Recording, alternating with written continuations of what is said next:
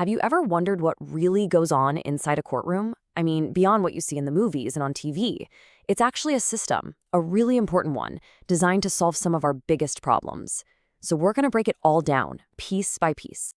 So let's start with the big question. What exactly happens in a courtroom? It's not always the crazy drama you see on TV, right? It's actually a very structured process where, huge decisions are made that can change people's lives forever. At its very core, a courtroom is just a place to solve legal problems. It could be anything, really, from a simple argument between neighbors all the way up to a serious crime.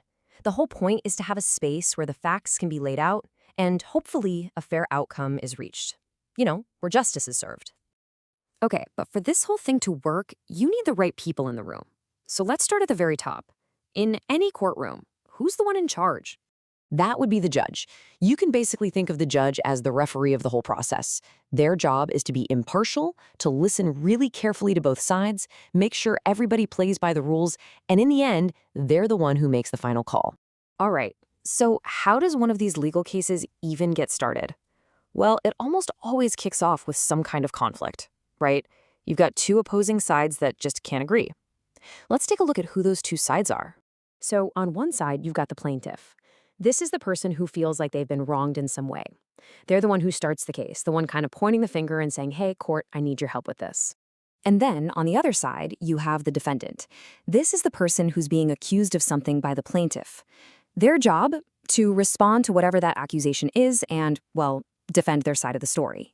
So it's a pretty straightforward dynamic, right? The plaintiff kicks things off and the defendant has to respond. Really, when you boil it all down, a court case is just a formal, very structured argument where everyone gets a fair shot to tell their side. And this whole argument, this whole thing, it revolves around what's called a case. That's just the specific legal problem that's at the heart of the disagreement. It could be super complicated or, as our source material points out, it could be something as common as a car accident. That's the court issue the court is there to figure out.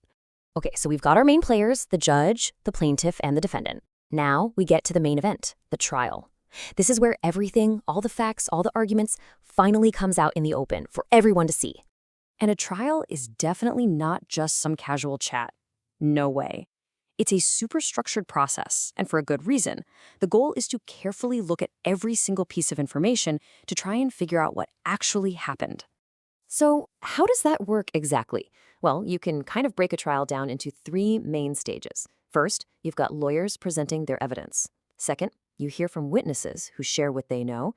And then finally, the lawyers take all of that stuff and use it to make their closing arguments to the judge. Let's talk about evidence, because it's absolutely crucial. What is it? Well, it's any information. We're talking documents, photos, even objects that's used to prove a point. Like the source mentions, the police presented evidence to the judge. You could say evidence is pretty much the bedrock of any case. Then you have the witnesses. They bring a real human element to the whole thing. A witness is just someone who saw something or knows something important about what happened, and they can even be officially ordered to show up in court with a special document called a subpoena. Also, they can share what they know. So who's in charge of organizing all this evidence and asking the witnesses questions? That's where the lawyers or attorneys come in. They're basically the voice for their client. Their whole job is to take all the information they have and argue their client's side of the story as convincingly as they can. All right, so after all the evidence is out there, all the arguments have been made, the trial starts to wrap up.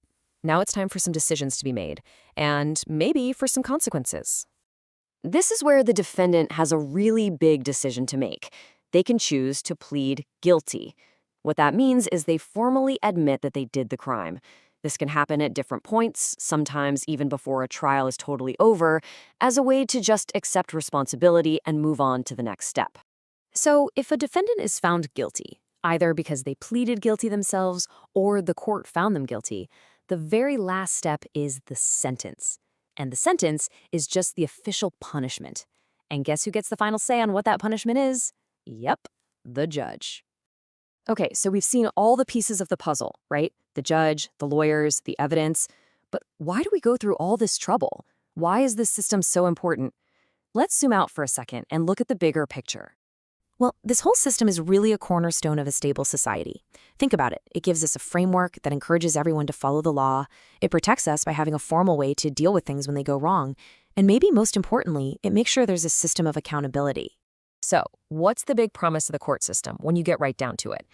Our source material leaves us with this really powerful thought. It is a place where everyone has the right, and, it lets you fill in the blank. But what it's really getting at is the right to be heard, the right to a fair shot, the right to seek justice.